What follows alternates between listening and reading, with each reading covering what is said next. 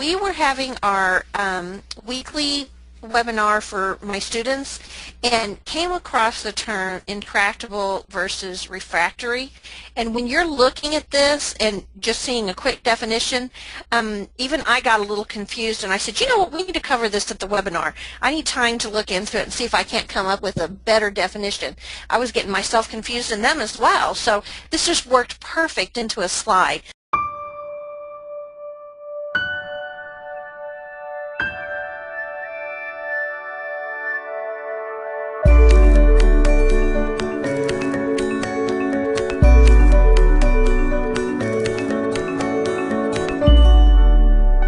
Refractory and intractable. The refractory is, you know, when you're reading the definitions, the one that is the best for medical terms is resistant to treatment, a refractory case of acne. Okay? Then intractable, the one that works best, you scroll down just a tad bit, is highlighted in yellow, and I can't see it yet. There you go. Difficult to alleviate, remedy, or cure intractable pain. So you're kind of looking at that, and if you're not really looking at the words specifically, sometimes it sounds like the exact same thing. It does for me. So what's the difference? So refractory is resistant to treatment. So let's think about diabetes that's stated as uncontrolled. What that means, and the reason that you can't code that unless it's documented with the term uncontrolled, is that it's resistant to whatever they do. They change the insulin, they put them on a sliding scale, you know, they've done their diet, they've, you know, they do the exercise, all of that stuff, and nothing makes it better. Okay, so it's resistant to the treatment that they're giving. There's this also happens with epilepsy. You know, a person's taking the medication and they still have seizures.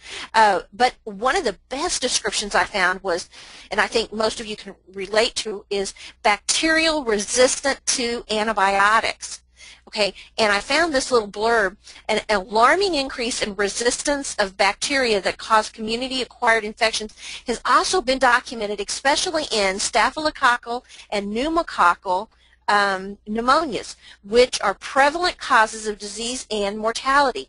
In a recent study, 25% of bacterial pneumonia cases were shown to be resistant to penicillin, and an additional 25% of cases were resistant to more than one antibiotic. So that's a perfect definition of that term. Now let's scroll down just a bit. Okay. Intractable, difficult to cure. Now, see how that's different? It's not difficult to treat. We're talking about difficult to cure. Acne, that's one of the things that's difficult to cure that was in the definition. What about cancer?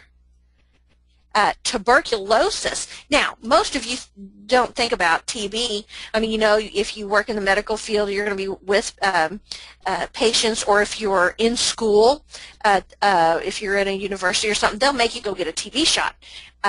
But you know, when was the last time you actually knew somebody that had TB? Well, actually, more people have it than you think, and not just, you know, you think, oh, well, yes, in other countries, but no, they actually have TB here, and it's treatable, but it's a long process, and there's several things can make it go wrong. So more than a third of the world's population is estimated to be infected with tuberculosis.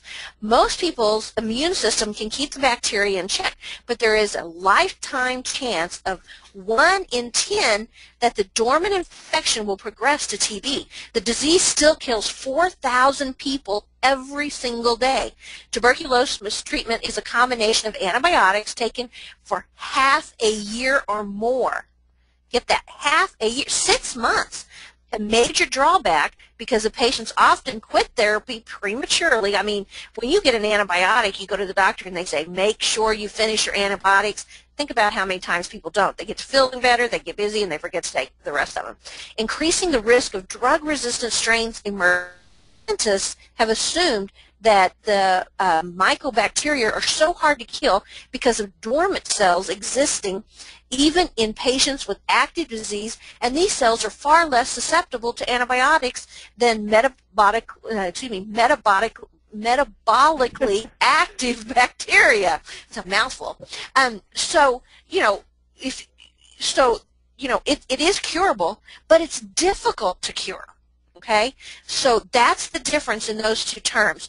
Now, I think a lot of times in doctors' documentation they use those terms interchangeably, but if you go in and you look at certain codes, these terms are in the code description. So just because you see the term written in the documentation, you need to be aware of what the term means to make sure that the doctor's using the term properly, and that and therefore you can code it properly. Okay, I hope that cleared that up for you a little bit. Get more CPC exam tips, coding certification training, and CEU credits. Go to www.codingcertification.org.